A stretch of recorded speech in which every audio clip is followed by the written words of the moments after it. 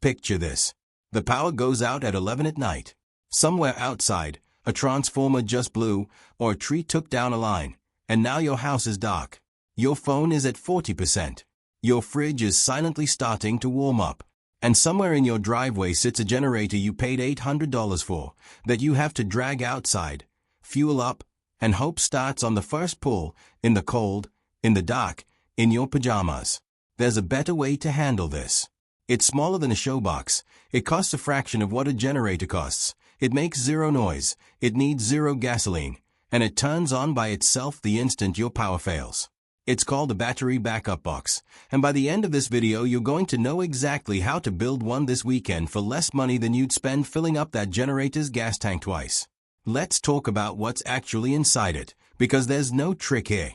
This isn't some secret device nobody wants you to know about. It's just very ordinary parts, wired the smart way. At the center is a deep cycle battery, the same kind used in boats, RVs, and golf carts. You can find one at any auto parts store, Walmart, or Tractor Supply for somewhere between $90 and $140, depending on size and type. This battery is built differently than the one in your car. A car battery is meant to dump a huge burst of power for a few seconds to start an engine. A deep cycle battery is built to discharge slowly over hours and be recharged again and again without wearing out. That's exactly what you want for backup power. Attached to that battery is a small inverter, a device about the size of a hardcover book that converts the battery's stored DC power into the same AC power that comes out of your wall outlets. This is the part people skip when they try to rig something together with jumper cables, and it's the part that actually makes the whole thing work. Without an inverter, a battery is just a battery. With one, it becomes an outlet. You want to spend the extra money here and get a pure sine wave inverter, not a modified sine wave one. Pure sine wave power is a cleaner, smoother electrical signal, the same shape your utility company sends into your house. Modified sine wave inverters are cheaper, but they can make certain electronics run hot, buzz, or in some cases malfunction. Refrigerator compressors and medical equipment like CPAP machines are particularly sensitive to this. A solid 500 to 1000 watt pure sine wave inverter runs about $70 to $100. Between the battery and the inverter, you need a fuse. This is not optional, and it's not something to skip to save $5. If a wire ever shorts out, the fuse is what stops that short from becoming a fire. A properly rated fuse for this kind of setup costs about $5 and could genuinely save your house. Finally, you need a way to keep the battery charged. The simplest option is a basic battery charger, the kind used for cars and boats, plugged into a regular wall outlet. Set it to float or maintenance mode, and it will keep your battery topped off around the clock using a small trickle of electricity, typically just a few dollars a month.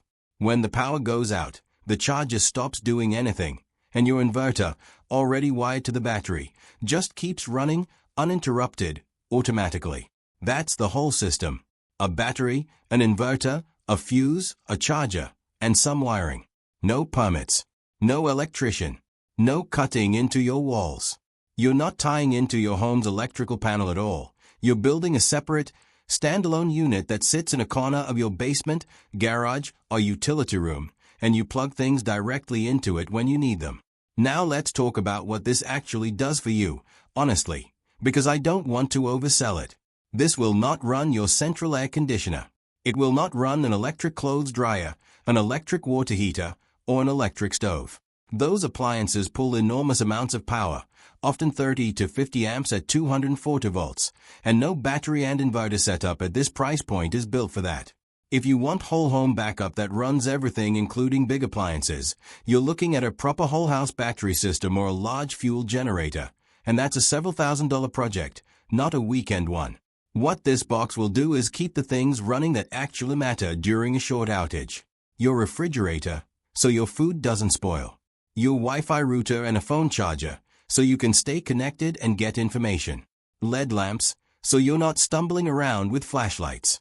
A small fan or a space heater for one room, depending on the season. A CPAP machine, which for a lot of people isn't a comfort item, it's essential. Depending on the size of your battery and how careful you are about what you plug in, a single setup like this can comfortably run those essentials for somewhere in the range of 12 to 40 hours. If you want more runtime, The whole system is modular. You simply add a second battery.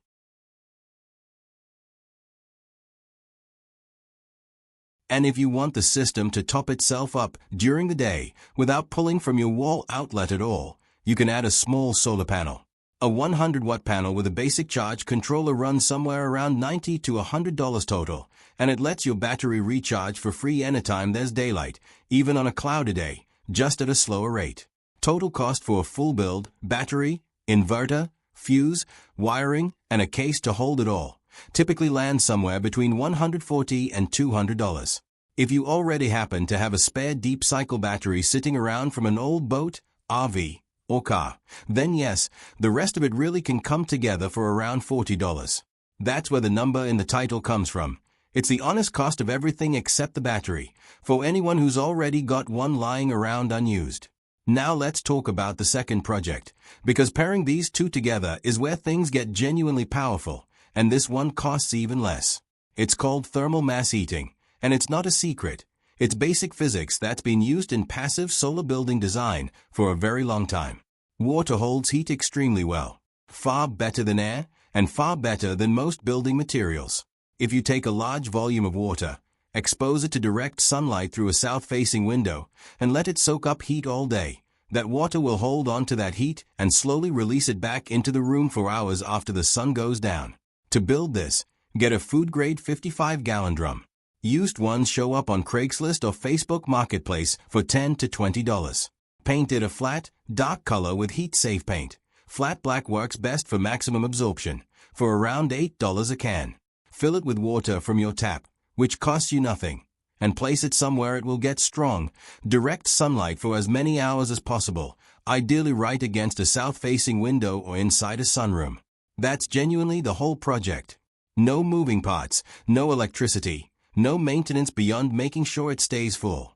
Over the course of a sunny winter day, a barrel like this will absorb a meaningful amount of heat and radiate it back into the room slowly overnight, taking the edge off the cold in that space without your furnace having to work as hard. It won't heat your entire house on its own, but in the specific room where it's placed, people who use this method regularly report a noticeable, comfortable difference, often enough to keep a sunroom or a small bedroom usable even when the temperature outside has dropped hard. Put both projects together, the battery box and the solar heat barrel, and for under $250 total, you've built yourself a setup that keeps your essentials running and takes some real pressure off your heating bill, all without a single moving part that can break down, and without a generator sitting in your garage waiting for the one day a year you actually need it. Here's why I think this matters more than it might seem on the surface. A generator is something you have to remember to maintain, remember to fuel, and physically go outside and start in the middle of an emergency. A battery box just works. It's already charged, it's already wired, and the moment your power drops, your inverter is already running. You don't have to do anything except plug in what you need. That's the real advantage, not that it's cheaper, although it is, but that it removes the human error and the delay from the equation entirely. If you're on the fence about whether this is worth a Saturday afternoon, think about the last time your power went out. How long was it? What did you lose? What would it have been worth to just flip a switch and keep going like nothing happened? For most people, the answer to that question is worth a lot more than $200. So here's what I tell you to do. This weekend, make one trip to an auto parts store or hardware store. Buy the battery, the inverter, the fuse, and some wiring for the power box. Buy a used barrel and a can of paint for the heat project. Spend an afternoon putting it together. You don't need to be an electrician. You don't need special tools beyond a screwdriver and a wire crimper, and you don't need anyone's permission. You just need a plan, and now you have one. If this was useful, let me know in the comments which one you're building first, the power box or the sun barrel, and tell me what's actually stopping you if anything is. I read every comment. And if you want more projects like this, practical, honest, no fake history and no scare tactics, just real ways to depend a little less on things going perfectly, stick around, because that's exactly what this channel is for.